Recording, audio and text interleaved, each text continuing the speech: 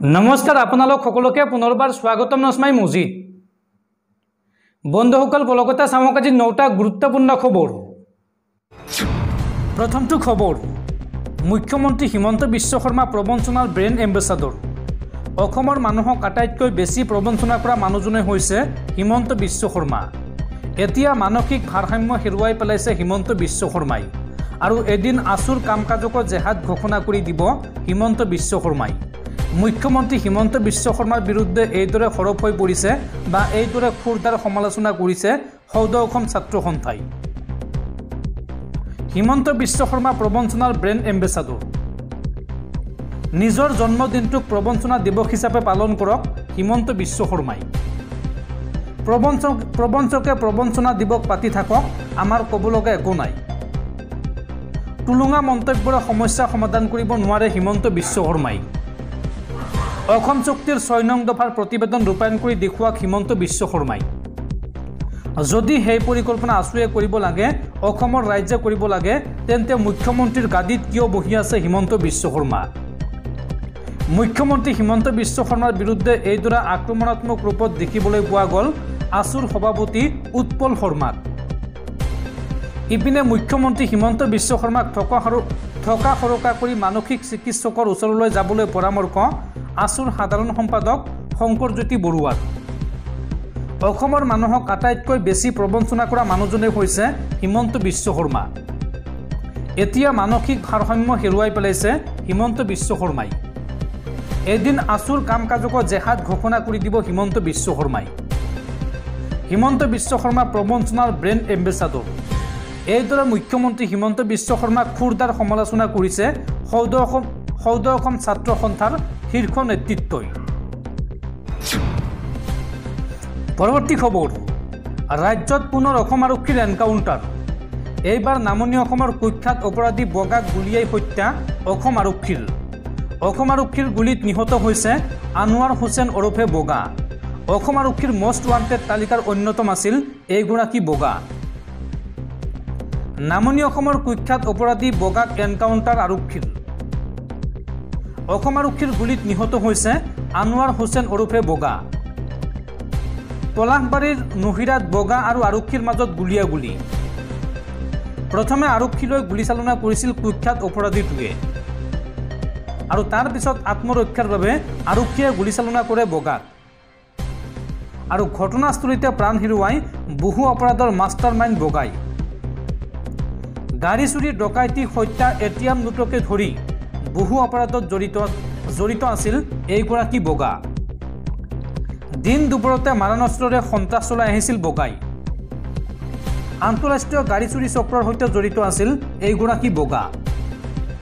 উল্লেখযোগ্য যে পূৰ্বে 5 বাৰকৈ জেললৈ গৈছিল কুখ্যাত অপৰাধীটো আৰু জেলৰ পৰা ওলাই আহি বাৰে বাৰে অপৰাধত নামি পৰে বগা। অসম আৰক্ষীৰ মষ্ট ৱান্টেড তালিকাৰ অন্যতম আছিল এইগৰাকী বগা। পৰৱৰ্তী খবৰ শীঘ্ৰেই এনডিএৰ সৈতে মিত্ৰতা ভংগ হ'ব পাৰে নীতিশ কুমাৰৰ। বিজেপিৰ নীতিৰ বিৰুদ্ধে বৃহৎ সিদ্ধান্ত নীতিশ কুমাৰৰ।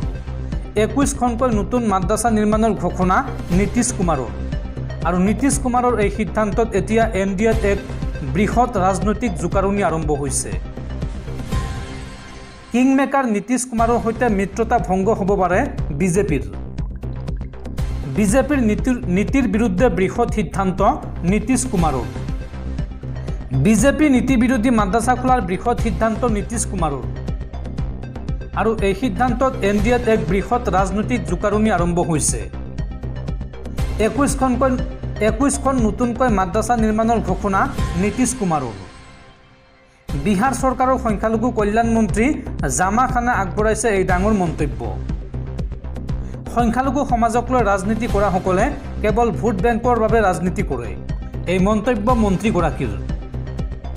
নীতিশ কুমাৰৰ নেতৃত্বত প্ৰতিখন সমাজৰ বিকাশ হৈছে আৰু নতুনকৈ খোলা মাদ্ৰাছাত উন্নত শিক্ষা ব্যৱস্থা লাভ কৰিব শিক্ষাৰ্থীসকলে। দৰ্শকসকল আৰু বহুতো গুৰুত্বপূৰ্ণ খবৰ আছে।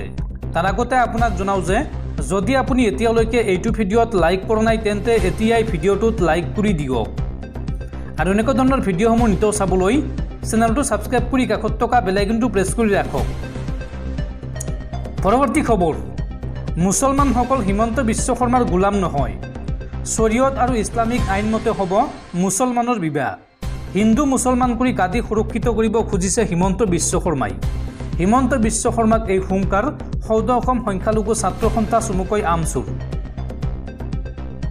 ভাতৃত্ববোধৰ কথা ক'ব এইবাৰ অসমৰ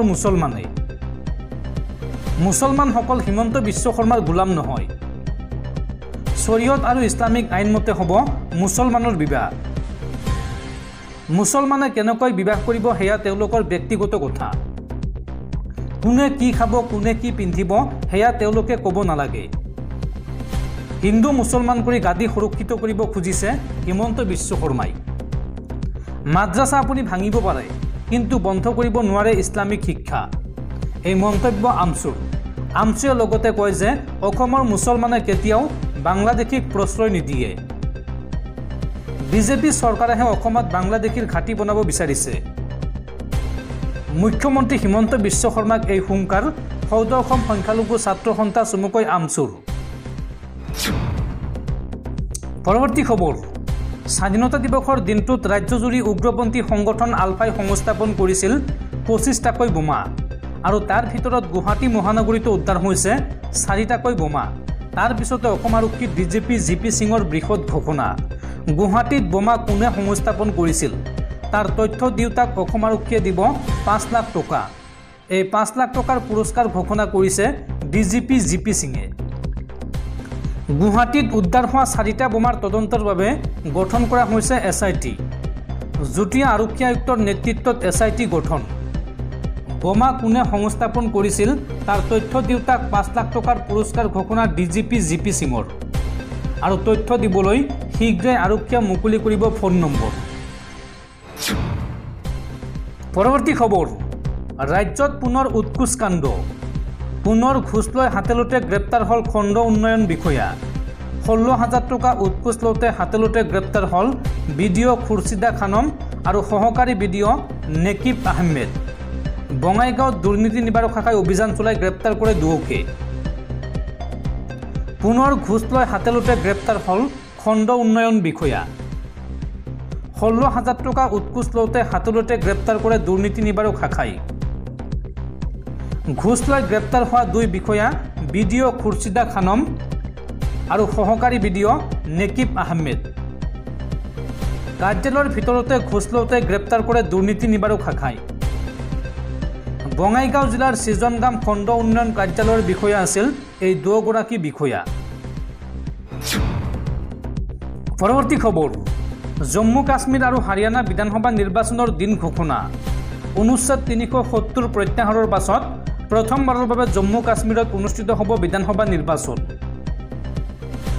অনুচ্ছেদ 370 প্ৰত্যাহাৰৰ পাছত প্ৰথমবাৰৰ বাবে বিধানসভা নিৰ্বাচন অনুষ্ঠিত হ'বলৈ আগবাঢ়িছে জম্মু কাশ্মীৰত আজি দেশৰ নিৰ্বাচন আয়োগৰ মুখ্য নিৰ্বাচনী আয়ুক্ত ৰাজীৱ কুমাৰে জম্মু কাশ্মীৰ আৰু হাৰিয়ানা বিধানসভা নিৰ্বাচনৰ দিন ঘোষণা কৰিলে আৰু ইয়াৰ লগে লগে 10 বছৰৰ পিছত জম্মু কাশ্মীৰত নিৰ্বাচন অনুষ্ঠিত হোৱাটো নিশ্চিত হয় শুকুৰবাৰে নিৰ্বাচন আয়োগৰ সংবাদমেলত মুখ্য নিৰ্বাচনী আয়ুক্ত ৰাজীৱ কুমাৰে জনোৱা অনুসৰি জম্মু কাশ্মীৰত মুঠ 3টা পৰ্যায়ত অনুষ্ঠিত হ'ব ৰাজ্যিক বিধানসভাৰ নিৰ্বাচন 90খন আসনৰ বাবে ৰাজ্যখনত 18-25 ছেপ্টেম্বৰত আৰু 1 অক্টোবৰত মুঠ 3টা পৰ্যায়ত ভোটগ্ৰহণ হ'ব আৰু এই নিৰ্বাচনৰ বাবে 20 আগষ্টত ঘোষণা হ'ব চূড়ান্ত ভোটাৰ তালিকা নিৰ্বাচনৰ ভোট গণনা কৰা হ'ব 4 অক্টোবৰত প্ৰথম পৰ্যায়ৰ নিৰ্বাচনৰ বাবে মনোনয়ন পত্ৰ দাখিলৰ অন্তিম তাৰিখ 27 আগষ্ট আৰু দ্বিতীয় পৰ্যায়ৰ নিৰ্বাচনৰ বাবে মনোনয়ন পত্ৰ দাখিলৰ অন্তিম তাৰিখ 5 ছেপ্টেম্বৰ